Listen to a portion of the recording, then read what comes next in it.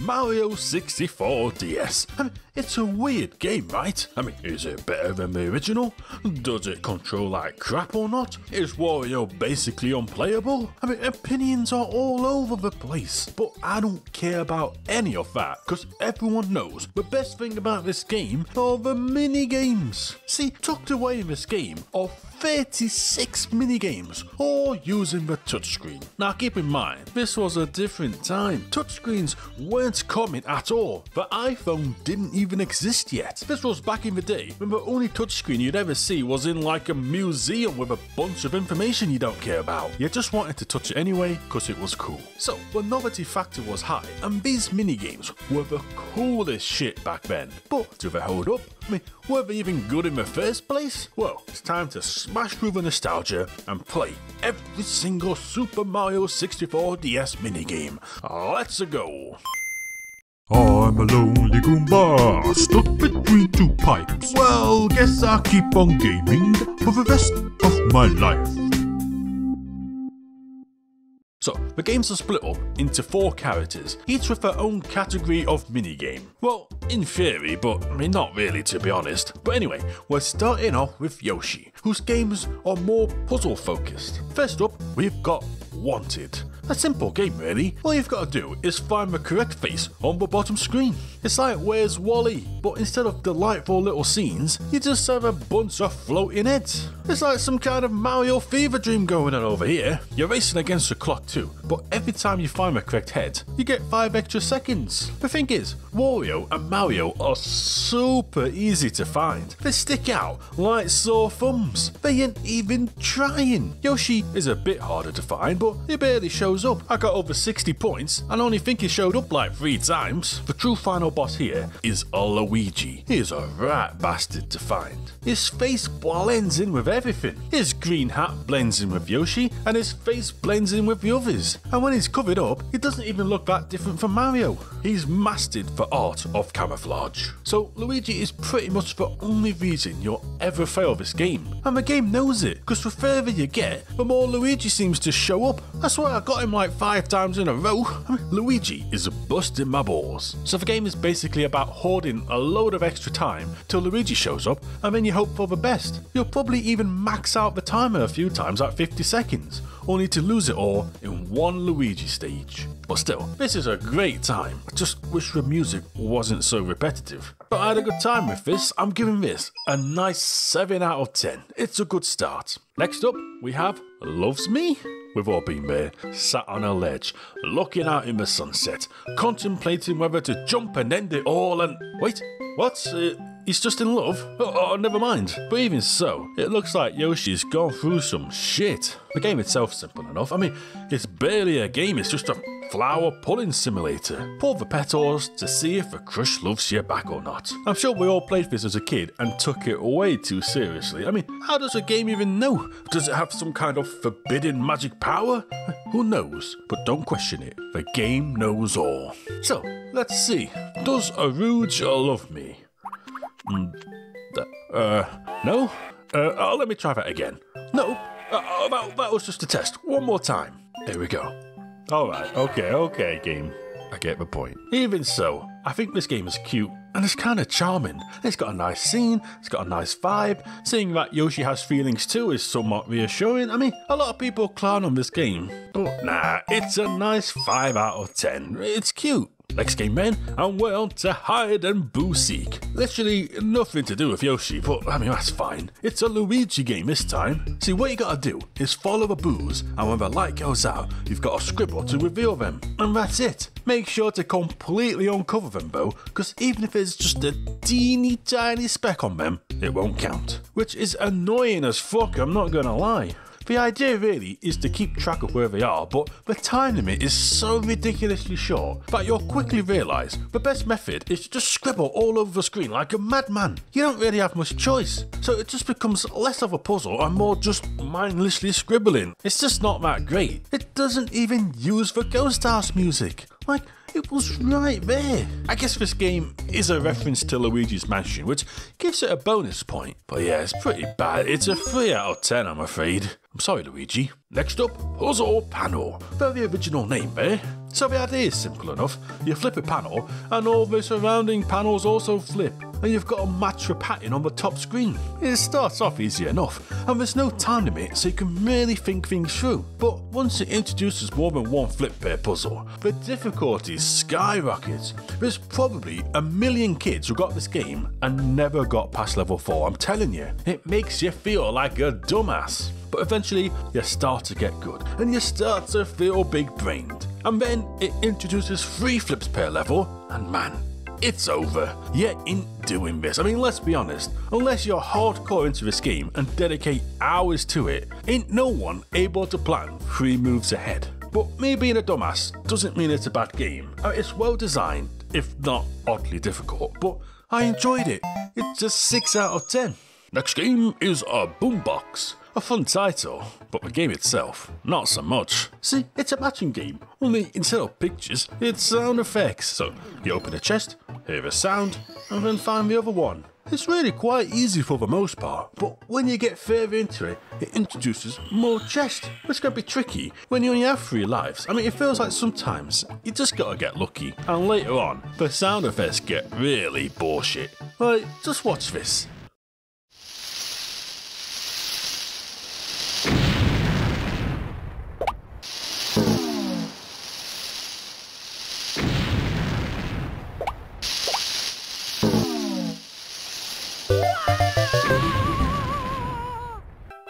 Come on, they all sound the same. You got slightly different fuse lengths and the explosions at a different volume. I mean, you can barely tell the difference. Yeah, you think you're being clever, Nintendo? Well, fuck you. But yeah, that's basically it. The game is pretty easy, and then it'll just throw in something like that and you'll probably die. So it's not terribly fun, to be honest, but I guess it's an interesting take on the standard matching game. And hey, Yoshi looks pretty cute down there, so it's a 4 out of 10. Next up, Tox Box Shuffle. So Yoshi is hidden in one of these boxes, and then they're shuffled around, and you've got to find him. Simple enough. If you've ever played that barrel game in Mario Party, this will be a piece of piss. Eventually it will add a blue Yoshi too, and you've got to keep track of both, because you don't know which one you're gonna have to find. But the truth is, it seems to be blue Yoshi like 90% of the time, so just follow him. If it's not, you've got like a 50-50 chance of being right anyway. The issue with this game is that there's only so many patterns, and the difficulty seems to plateau pretty quickly. So once you get it down, it gets kind of boring. I mean, one of the patterns is crazy fast, but it doesn't come up that often. It's basically one of those, alright, it's time to die moments a lot of these minigames have. But yeah, it's not the best. It's a 4 out of 10. Moving on to Witch Wiggler. And this game's pretty fun. Again, it's kind of similar to the prior games though. You look at the top screen and then you've got to find the correct Wiggler on the bottom. It's all about looking at the patterns on his body. It starts off simple, but then they start walking all over the place and it gets way harder to track. And sometimes all hell will break loose and there's just a crap ton of them. And this is when it gets tough. It's the time to die moment of this game. So this is a bit like Luigi from that Wanted game we played. You need to stockpile as much time as possible on the easy levels for when this one pops up. And if you pick the wrong Wiggler, you'll lose a whopping 10 seconds and they'll get pissed off, wasting even more time. Overall though, this is a fun game and super engaging. It's never too easy that you feel bored, but it doesn't feel like you hit a brick wall either. It's a good balance, it's a 7 out of 10.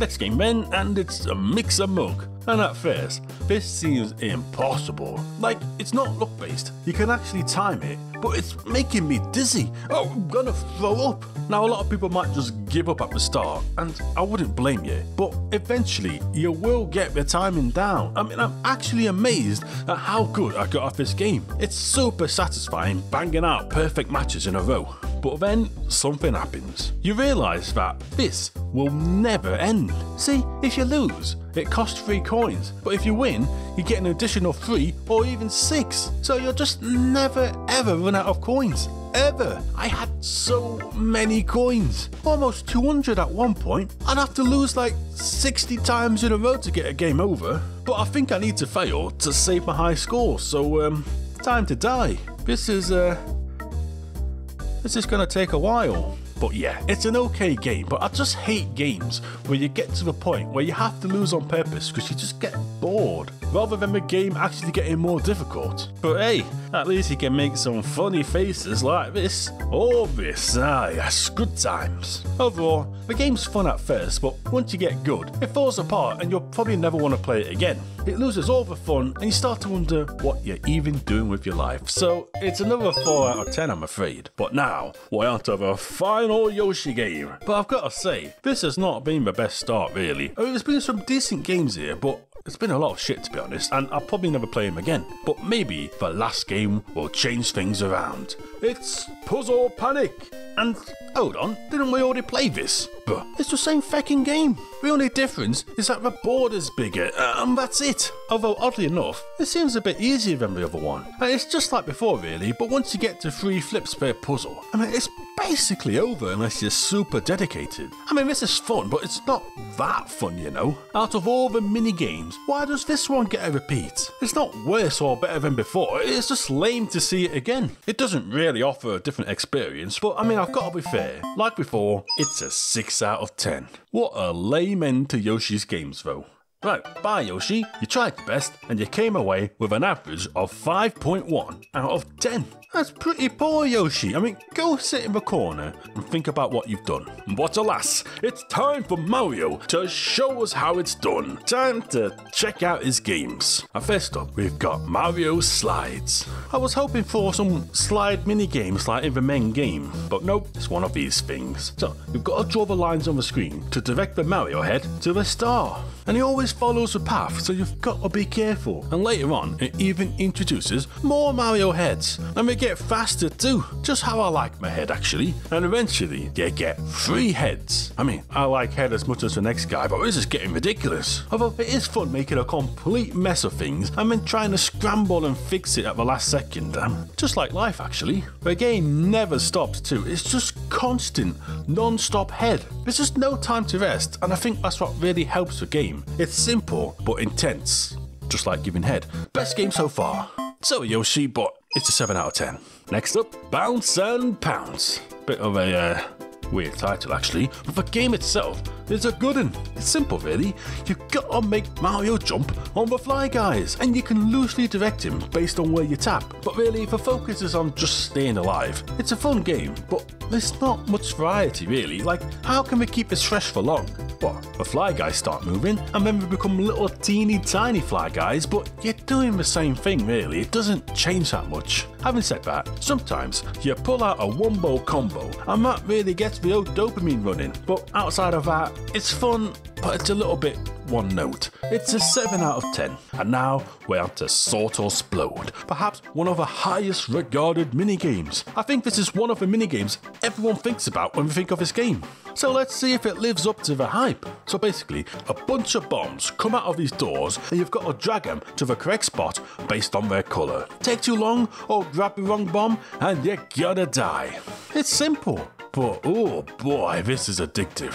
It doesn't take long for all hell to break loose, and then the game shifts from being about speed to keeping track of the order of the bombs. You've got to start prioritising which bombs to move in what order to minimise the risk of them blowing up. I mean, it's fun, but it's like experiencing a panic attack in real time. So if that sounds like a good time to you, you'll probably enjoy this. Just don't play it on an emulator with a mouse. Trust me, your wrist will thank me. But it's a 9 out of 10. The best game so far. Wait a minute, do you know what time it is? That's right, it's trampoline time. And what a game! See, you draw a line on the bottom screen and it turns into a trampoline. Big line, a little line, the size doesn't matter, it's how you use it. And if Mario hits the middle of the trampoline, it bounces higher, which is pretty important. So right, the goal here is to bounce Mario into the correct door. There's one at the bottom and there's one at the top. But they're not always open, so you've got to aim it, you know? And sometimes the door will shut on your face and screw everything up. The top door is pretty easy to get to, but the lower one can be a right pain in the ass, and the more points you get, the taller the tower becomes, making it harder to reach the top door too. I mean, Jesus, give me a break here. And keep in mind, you can only have 3 trampolines at a time, so you can't spam or anything, you've got to be careful, and it gets frantic. And this is good stuff. It has a steady difficulty curve, and it works perfectly. The bottom door can be a little bit annoying, but that's just a skill issue, let's be honest. It's another 9 out of 10. It is great stuff. Next up, we've got Shuffle Shell. And well, it's basically curling. You know, the best sport at the Winter Olympics. Yeah, that one.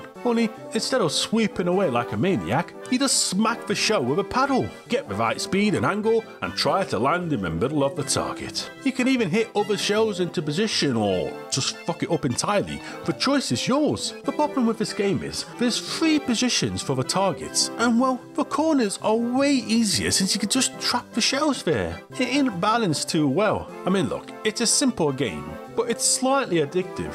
I'm just not sure why there isn't a 2-player mode for this, since you'll be able to screw up the other player, which would be hilarious. But anyway, it's a 6 out of 10. Next game is Bounce and Trounce. Not to be confused with Bounce and Pounce. I mean, that's a completely different game. But not really. I mean, it's quite similar actually. Only instead of set levels, it's just endless. The Fly Guys just keep coming. They won't stop. But I much prefer this actually. I mean, first up, the action is non-stop, and there's just always something to jump on. You don't got to faff around trying to hit one remaining tiny little target, for instance. You just go for it. But if you take too long, they start to swarm the screen, and it becomes a right clusterfuck. I mean, Mario's bumping his head all over the place, he's getting stunned, it's a bit of a nightmare. And you might even die. And we don't want a dead Mario on our conscience, do we? So you want to keep the screen clean. And there's even some added strategy here, because you can keep the Fly Guys alive on the bottom of the screen and use them as some kind of safety net when things get tough, whilst focusing on the ones higher up.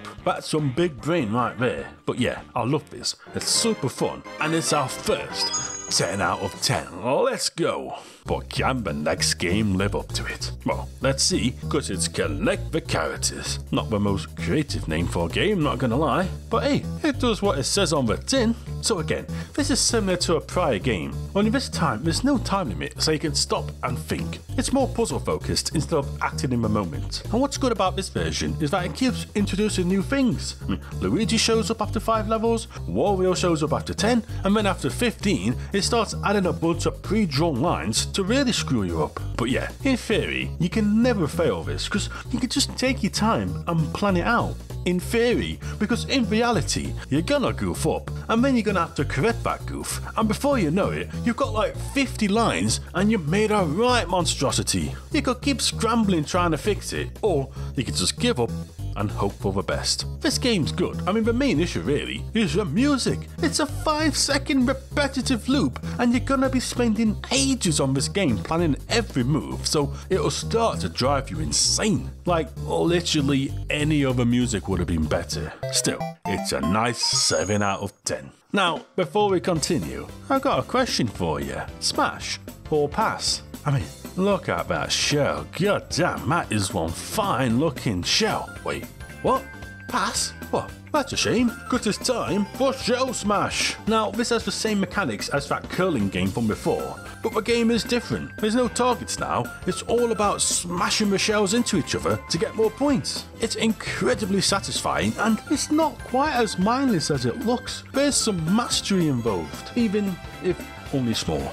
See, each time you hit a shell, it increases the score multiplier, and if 2 green shells hit each other, you get way more points. So it's all about raising that combo and then smashing the 2 greens together to maximise your score, which is mostly luck based, but still, big numbers make my brain feel good. So I like this game. It's dumb, it's mindless, but seeing the shells bounce off each other and my score going up unlocks some kind of primal instinct of joy. So I like this. It's a 6 out of 10. And now it's time for the final Mario game. You know, I quite like these a lot more than the Yoshi games, even though there are quite a lot of similar games, which is a shame. But anyway, maybe the next game will shake things up.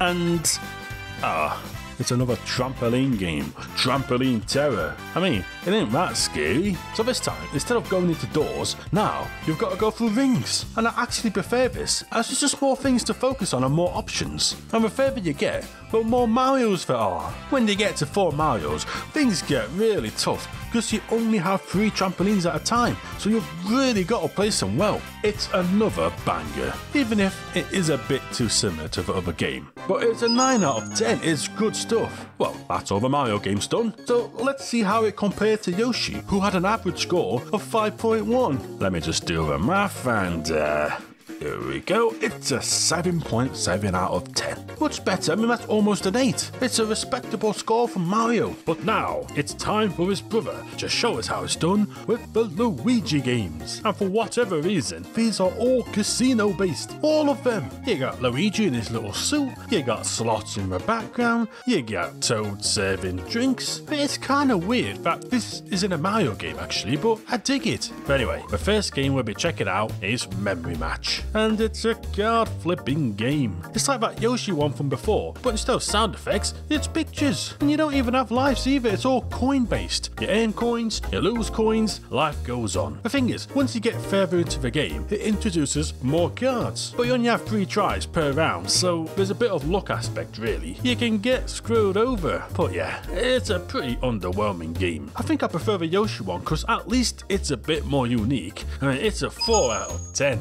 Sorry Luigi. Next up, Paragon. And talk about a redemption arc. This one is great. I played it for over an hour. Well, it's a simple game really. You just touch the 2 adjacent cards with a matching symbol and they disappear. But it's really quite clever, I think. The problem is that I'm too dumb to figure out if there's an actual strategy or I'm just getting lucky. But the fun is in trying to figure it out. You really have to think or you'll find yourself in an unwinnable situation. Now, maybe it is just luck based, but it felt like my decisions actually mattered and I had a great time. And hey, when you get further in, a Goomba card even shows up. About time a bleeding Goomba showed up, so that in itself is worth an 8 out of 10. Well, that was a huge improvement, but the next game gets even better. It's Picture Poker. Again, it's kind of weird that it's just dead ass a poker game in Mario. Like, this game probably started some innocent kid's gambling addiction. This was the moment their life all went wrong. But hey, I don't care about any of that, because this is great. It's all about making the best possible hand and betting more money the more confident you are. And then losing it all to Luigi because he's a cheating bastard. But yeah, don't worry, because you don't even have to know how to play real poker. I mean, it's poker for babies. The symbols and the hands are explained and it's all simple enough. So the goal is to just get stinking rich. You do get a star every time you win, and you lose a star when you lose, but they don't do much. Although it is quite fun seeing how many you can actually get. I mean, you'll probably never fail this game because the payouts are insane. I mean, just look at this, 16 times your bet back.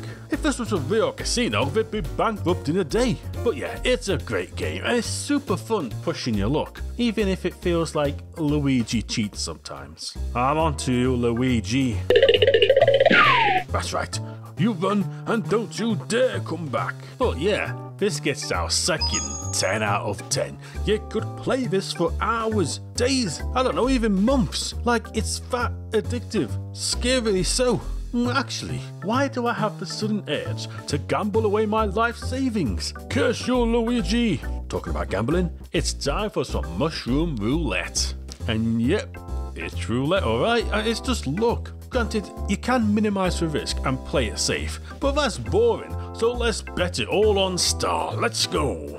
But here's the thing, roulette is boring. The only thing that makes it exciting is the thrill of winning actual money or a prize. Remove all that and you're essentially watching a ball spin around over and over and little else. I mean, granted, they made a nice 3D model for the roulette wheel, but nah, I found this boring as fuck. It's a 3 out of 10. Next game ain't much better either. It's Mario Slot. Not Mario Slots, just Mario Slot, singular. Now visually, this is great. It's using some classic artwork, mixed in with some retro sprites, and it looks for Bart. It has this cool style which almost looks like a photo of a real slot machine, but at the end of the day, it's just slots, and it's not even a good one really. There's no bells or whistles, no events, there's no hold features, there's nothing. It's just the most basic possible slot machine you could ever imagine. There's just nothing to it. You might be able to time it, but I really tried, and I think it's just too fast, so I'm pretty sure it's just luck. And to be honest, it's actually pretty hard to win. This has the same problems as that roulette game though, really. I mean, I'm gonna sound like a gambling addict, but without the excitement of actual money involved, you're just left with a bare ass slot machine. I mean, it's incredibly dull. It's a 4 out of 10. Next up, Lucky Stars. So, there's 2 cards. You pick one, and if it has more stars than the other, you win. And that's it. It's just a 50-50 chance. Having said that, now I don't know if I just have some kind of psychic ability, but I just kept winning. I mean, I got the occasional loss, but I was winning like 10 times in a row here. I mean, what the hell? I don't know how I'm doing this. I'm kind of scared. But yeah, I mean, the game sucks. It's essentially just flipping a coin. Now, if sat in a dark room, flipping a coin over and over again, and then clapping when you guess correctly sounds like a good time, you'll love this game. Otherwise, it's a 2 out of 10. This is the worst game so far. And that's saying something, because we've had some real stinkers. Next game then, and it's Paragon Andon, and it's basically an endless version of that game from earlier. I mean, it's fun, and it keeps introducing new cards at a good pace to keep things interesting, but it feels a little mindless at times. The other version felt like every move mattered, but here, you can sort of just wing it, and it'll probably work out. It loses some of the appeal for me. Granted, it does get more difficult later due to all the different cards introduced, which I presume were in the other version too, but I was too dumb to get far enough to see them. But hey, we finally get to see Bowser at least. How you doing, old chap? Oh, silent treatment, eh? I see how it is. Still, this is a 7 out of 10. It's one of the better games. Now, we're on to Memory Master, and it's just a bleeding harder version of the flipping game. Well, it's supposed to be harder, but is it? I mean, there's more cards to match, but you're given 5 tries as opposed to 3, and it reveals some cards at the start, so I don't know, it feels more fair to me. It feels less luck-based, but man, it's not terribly exciting, is it? I much prefer this to the first version, because there's a bit more to it, but it's still not great. It's a 5 out of 10. And now, it's time for the final Luigi game. And let's be honest now, it's probably gonna be a variation of an old game. And yep, it's Super Mario Slot. And at a glance, this looks identical to the other one. Like, what's even the difference? I mean, did they forget to make a new game? Well, actually, there's more superstar spaces, which makes winning a lot easier. But that's it. Granted, actually winning for once feels nice, and holding coins has a certain appeal, but maybe it's too easy to win now. You win so much, it starts to feel even more meaningless than before. I mean, I prefer this to the other one, but it's a complete waste of a minigame. It's basically identical. It's a 5 out of 10. And that's it for Luigi. Now, we have some real corkers here. I mean, Picture Poker is an all-time classic, the best game so far. But we've also had the worst game so far too. So we come away with an average score of 5.3, which is lower than I expected. But now, it's time for the final character. And we've kept the best till last because it's our Wario. Who doesn't like Wario, right? He is the best Mario character, let's be honest. So it's time for him to show us how it's done. Starting with the Bob-omb Squad. And yeah, this is great. See, you've got to fling down the catapult and smash it into some bombs. It's like Angry Birds with bombs. Angry bombs. You can also hit Lakitu, which clears the screen, but in the chaos of everything, that's easier said than done. The main trick here is that you can destroy the bombs on the pullback, so you can basically destroy twice as many bombs with each pull. It's immensely satisfying, and the more bombs you destroy, the bigger the score multiplier is. I mean, yeah, this is great stuff. Super intense, it's never boring, and everything works perfectly. And as such, it gets the third 10 out of 10. I told you Wario would deliver. Moving on to snowball slalom, and well, you repeatedly swipe on the screen to direct the snowball down the track as fast as possible, smack into a rock and you stop dead and get stuck for a long ass time. I mean, it's fucking annoying. And the rocks seem to be random, so sometimes it'll be smooth sailings, and sometimes you'll get the course from hell. It feels a bit random. The snowball keeps getting bigger too, so you're gonna hit one of these rocks, trust me, and it never stops being insanely annoying. So yeah, this is, it's kind of pissing me off actually. There's just not much replay value either. It's a single short course and that's it. I just didn't like this. It's just annoying to be honest. I mean, I'm sorry if this is your favourite game, but it's a 4 out of 10. Next up is a bingo ball. It's basically a mixture of pachinko and bingo. You launch your balls up and watch them fall down into a certain numbered slot and try to get bingo. And you can manipulate the balls by changing how much power you want to use, so it's oddly engaging. The biggest problem is you can get a perfect score, and it's not even that hard to do. It'll probably only take you a few tries, so you get all the numbers, get a massive score bonus, and that's it. You're never beating that score again. It's over. You win. So this game has a lifespan of about 20 minutes, which is a shame because it's a lot of fun whilst it lasts. So I'm still going to give this a 6 out of 10. Next game is Coincentration. It's like concentration, but for people obsessed with money. Like Wario over here, who finally decided to show up in his own minigames for once. He even gets his own little unique sprite, which is nice to see. But the game itself is, well, basically, a bunch of coins fall down and fall into blocks. I mean, you're supposed to concentrate to keep track of where they are and then hit the correct blocks, thus the name of the game. And if you hit an empty block, you lose. The thing is, it's kinda impossible. Like, I don't know, you'll be able to follow a few, but you're never gonna be able to keep track of all of them. So it basically comes down to luck after the first few blocks. And what's worse is, let's say you get lucky and you do find them all. That's it, you get the perfect score and it's over yet again. It's like pachinko all over again. Only, unlike pachinko, it isn't even fun the first time. The game sucks. It's a 3 out of 10. Moving on to Psych Out. Now, this is an interesting game because at first, you might be confused. I mean, how am I supposed to be able to tell what the card is? I mean, does the game think I'm a psychic? You might even think it's just luck based, but there's actually a trick. See, if you look carefully, you can actually see through the card. Very, very faintly, although doesn't work properly on emulators, so just use your imagination. Now, this game is simple, and really, you're probably not going to get much from playing it solo. The novelty is playing it with someone else and blowing their minds. If they don't know the secret, they're going to think you're using some kind of dark, forbidden magic. Heck, they might even think you're a witch or something. And that sounds awesome, right? So it's a fun game to show off with, but outside of that, there's not much to it. But the vibe is relaxing, and it's a completely unique game. So I'm giving it a 6 out of 10. Let's see what the next game is then. And, oh man, not more slots. When will they learn?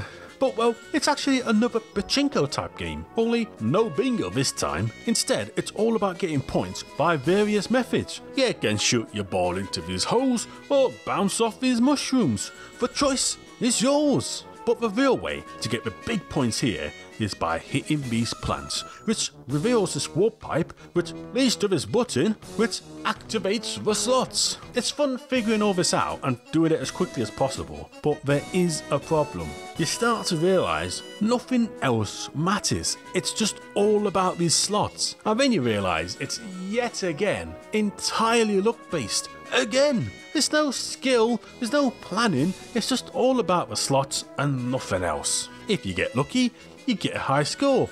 If you don't, you don't. I mean, at least there isn't a perfect score like the bingo one, but I am so sick of slots at this point. It's fun for a while, and learning how to unlock the slots as quickly as possible is quite rewarding, but then it comes to a screeching halt once you realise it's all luck based. So, I don't know, I mean it's better than the other slot games, but it's still only a 5 out of 10. But we're in the final 3 games now, the home stretch, so let's not waste any time. The next game is Lakitu Launch, and at a glance it seems similar to that bomb bomb game from before. You fling the catapult back and shoot the spinies into the shells. It's like basketball. Score a bunch in a row and it'll knock the Lakitus down, allowing you to get even more points. Eventually, you'll learn that you can just shoot directly into them when this happens, and that's when things get really interesting. It's a super fun game, but the time limit is really short. I mean, it's over before it even begins, and I just wish it had a bit more time. But hey, it's short and sweet, and I suspect with enough practice, you can get some insanely high scores. So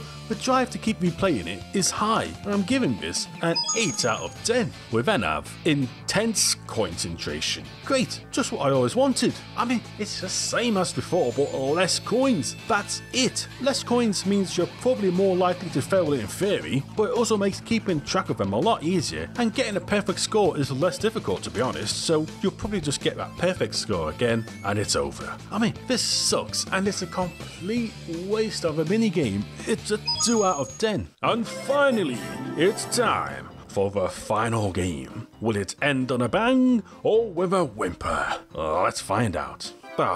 It's the fucking snowball game again. Only now it's longer and there's a bunch of penguins knocking about. And that's it. I'm sure this is someone's favourite game and they're gonna get mad at me, but I just find this game so annoying to play. It's like it's designed specifically to piss me off. Granted, this version is slightly better. I mean, there's a bit more variety and the longer course is more interesting, but it's still a 4 out of 10. Giving Wario's final average a 5.3 out of 10. Exactly the same as Luigi. But man, what a feckin' anti-climax that was. Bleeding snowball game? There's no way we can end the video on that shit. So, you know what? I think we should check out the new Super Mario Bros. Minigames too. See, this game had a bunch of minigames as well. Well, to be fair, nearly all of them are exactly the same. And a lot of them were multiplayer only, which I'm not going to be looking at. But it did have 3 brand new single player ones, so let's check them out. First up, it's Balloon Racing, the first game so far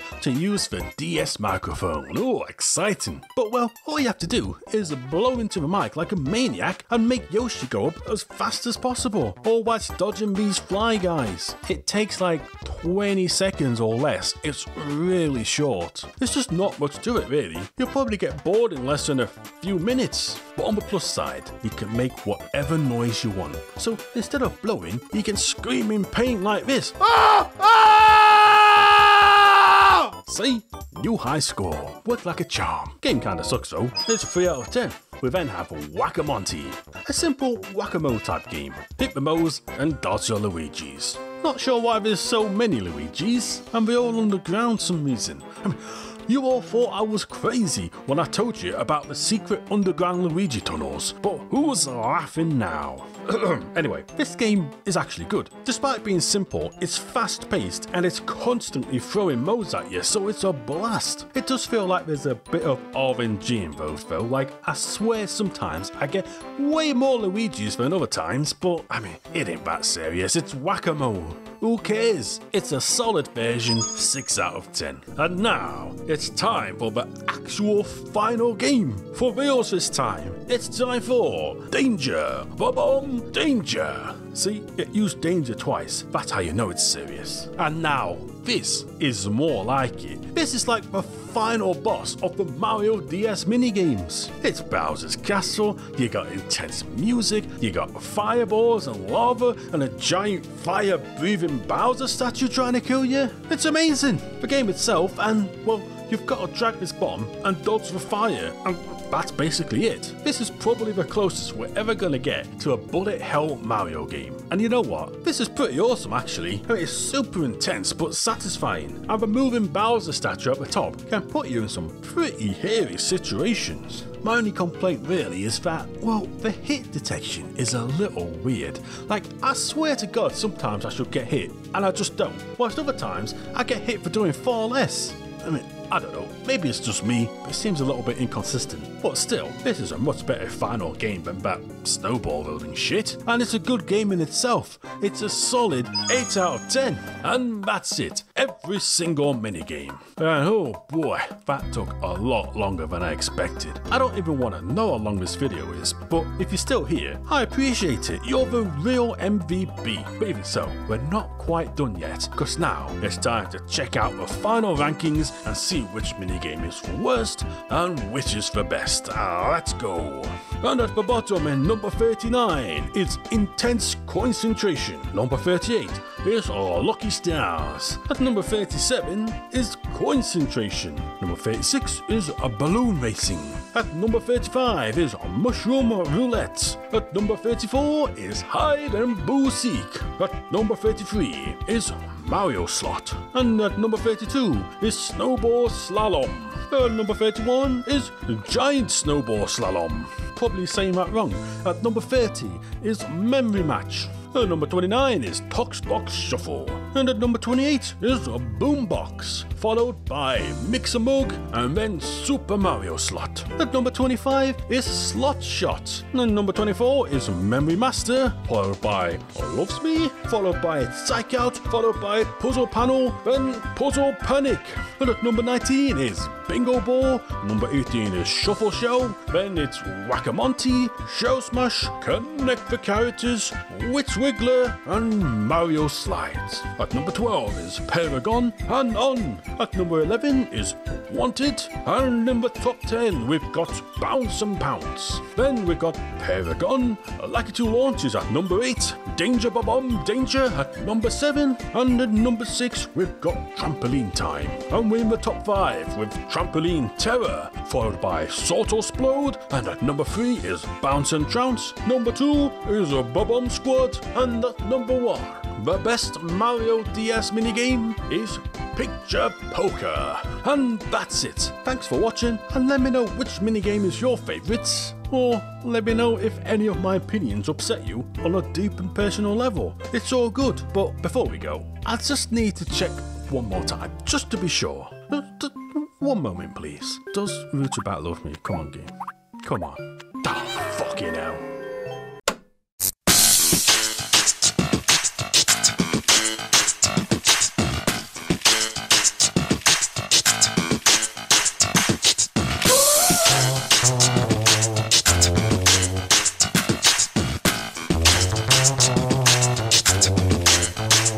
And the Goomba of the week is Ascendant Adult. Well, looks like you've ascended to Goomba of the week. I don't believe it.